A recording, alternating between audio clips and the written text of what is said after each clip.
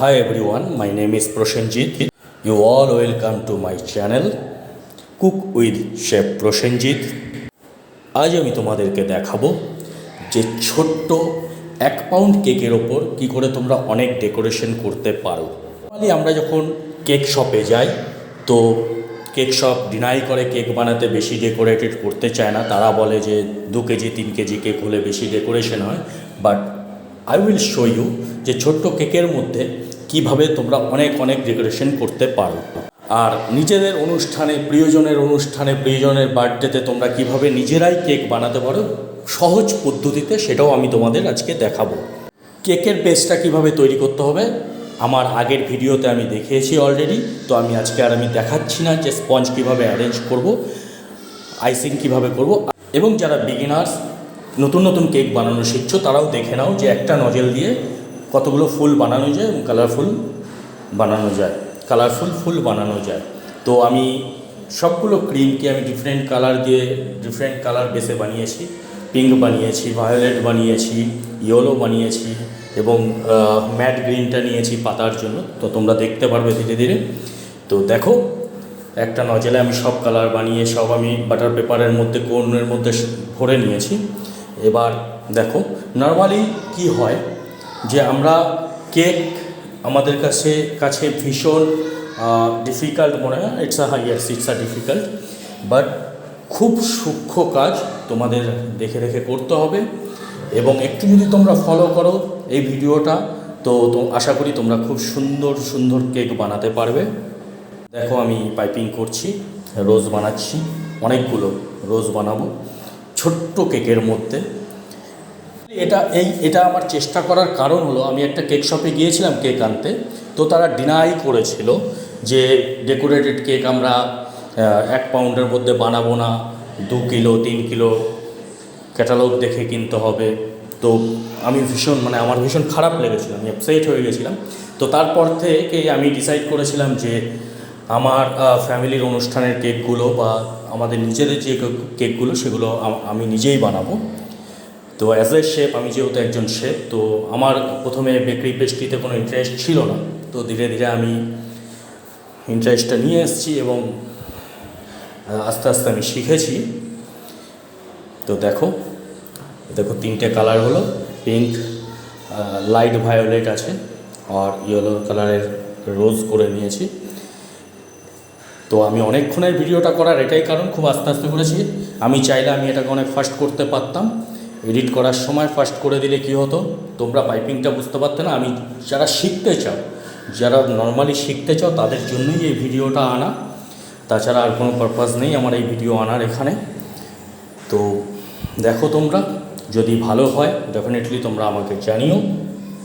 তবে আশা করব তোমরা মন দিয়ে ভিডিওটি দেখবে, প্লিজ মন দিয়ে দেখো, তোমরা ধরতে পারবে। যারা নর্মালি একটু বেসিক সেন্স আছে কেকের তারা ধরতে পারবে এবং হোপ সবার পছন্দ হবে এই ডেকোরেশনটি আজকের। আর আগের দিনও আমি ভিডিও দিয়েছি কেকের, তো সেই ভিডিওটিও দেখে নিও। পুরোটাই একটা নজেলের ওপর কাজ করা হয়েছে, ফন্ডেন্টও আমরা একটু কাজ করব, বাটারফ্লাই বানাবো ফন্ডেন্ট দিয়ে, সেটাও দেখাবো। বাটারফ্লাইটা আমি মোলের ওপর বসিয়ে বানাবো, সেট করব। তো ইজি ওয়ে দেখিয়ে দেবো তোমাদের। তোমরা যারা বিগিনার্স, যারা নতুন শিখছো তারা প্র্যাকটিস করতে এই ফ্লাওয়ারগুলো তোমরা বানাতে পারবে। আমি গ্রিন কালারটা দিয়ে পিস্তা কালার দিয়ে আমি পাতাটা বানিয়েছি, দেখে নাও। তোমরা বাড়িতে ট্রাই করো, ডেফিনেটলি পারবে। ভীষণ ইজি বাট খুব কালারফুল। এন্ডে গিয়ে দেখবে ভীষণ কালারফুল একটি কেক। দেখো আর আমার আগে অনেকগুলো টিউটোরিয়াল কুকিং ভিডিও আছে, যদি তোমরা দেখতে চাও দেখে নিও, আশা করি তোমাদের পছন্দ হবে।